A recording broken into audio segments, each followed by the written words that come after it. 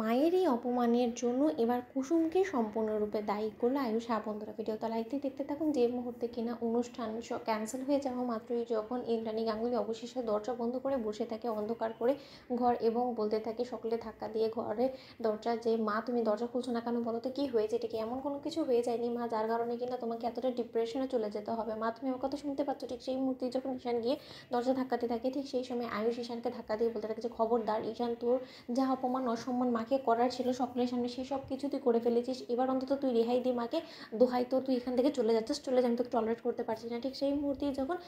কুসুম চলে আসে এবং এসে বলতে থাকে যে দেবীমা আপনি কেন এরকম জেদ করছেন বলুন তো, যদি আমি আপনার চোখে অপরাধী হয়ে থাকি তাহলে এক কাজ করুন, আপনি আমাকে শাস্তি দিন, কিন্তু তার সত্ত্বেও এরকম করে দরজা বন্ধ করে চুপ করে বসে থাকলে আপনি আমাদের সকলকে শাস্তি দিবেন, তাও আবার শুধুমাত্র আমাদের জন্য, সেটা কী করে হতে পারে বলুন তো। আপনি আমার উপরে যদি ক্ষোভ থাকে তাহলে আপনি সেই ক্ষোভটা ঝাড়ুন না দেবীমা, আপনি আমার কথা শুনতে পাচ্ছেন। ঠিক সেই মুহূর্তে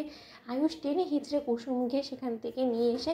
গার্ডেনে দাঁড় করে এবং বলতে থাকে যে আর একটা বাজে কথা বলবে না, আর একবারও তুমি যদি এই ন্যাকামোগুলো করে তুমি যদি ভেবে থাকো যে তুমি সকলেকে তোমার প্রতি দুর্বল করে তুলবে এবং সকলের সহানুভূতি পাবে, তাহলে আমি বলে দিচ্ছি কুসুম সেটা কোনো মতে আর সম্ভব না, কারণ আমি তোমার আসল চেহারাটা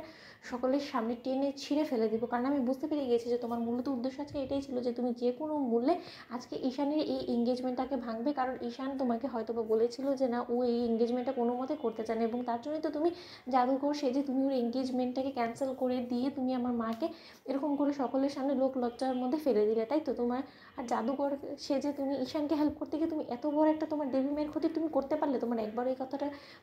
ভাবলে না তুমি যে তোমার দেবীমা কতটা কষ্ট পাবে এইসব কিছুতে। অন্যদিকে যখন কুসুম বলতে থাকে যে দোহাই আপনার, আমি আপনার পায়ে পড়ছি, তাও আপনি আমাকে ভুল বুঝবেন না আয়ুষবাবু, আপনার কেন মনে হচ্ছে যে আমি ঈশান সাহেবকে হেল্প করতে যাবো বলুন তো, যেখানে কিনা আমি স্বয়ং নিজে ঈশান সাহেবকে বুঝিয়েছি যে না দেবী মা যখন নিজেই দেবলীনা ম্যাডামকে পছন্দ করেছে তাহলে অবশ্যই এর পেছনে কোনো না কোনো একটা ভালো উদ্দেশ্য আছে, এবং দেবলীনা ম্যাডাম যতই খারাপ বলে সে মনে করুক না কেন, কিন্তু দেবলীনা ম্যাডামের মধ্যে কিছু একটা তো ভালো গুণ আছে, তাই হয়তো বা দেবীমা তাকে পছন্দ করেছে এবারের বউ হিসেবে, এবং সে যথেষ্ট পরিমাণে যোগ্য বিধেই তাকে পছন্দ করেছে। সেখানে কিন্তু আপনি আমাকে দুষছেন, আপনার সত্যিই মনে হয় যে এরকম একটা চরম ক্ষতি আমি আপনাদের করতে চাইবো? আমি এই পরিবারের শত্রু নয়, আমি এই পরিবারের শুভাকাঙ্ক্ষী। অন্যদিকে এই কথা বলা মাত্র যখন আয়ুষ বলতে থাকে সত্যি তুমি শুভাকাঙ্ক্ষী, সত্যিই তুমি চাও যে এই পরিবারে শান্তি বজায় থাকুক, তাহলে ঠিক আছে, আজকে আমার মায়ের এই চরম অপমানের বদলা আমি তোমার থেকে নেব, এবং তার জন্য আর কোনো কথা না, এক্ষুনি তোমাকে আমি যেখানে নিয়ে যাবো তোমাকে এক্ষুনি আমার সঙ্গে সেখানেই যেতে হবে। অন্যদিকে যখন কুসুম বলতে থাকে যে ছোটো সাহেব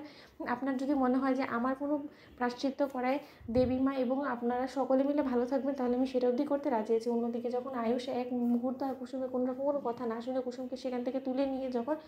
মন্দিরে গিয়ে দাঁড় করায়, ঠিক সেই মুহূর্তে মন্দিরে যাওয়া মাত্র কুসুম বলতে থাকে যে ছোটো সাহেব আপনি আমাকে মন্দিরে কেন নিয়ে এলেন? অন্যদিকে আয়ুষ বলতে থাকে যে একটাও কথা না, বাদ বাকিটা সব ভেতরে গিয়ে তোমরা লেখেন। সাবস্ক্রাইব করো।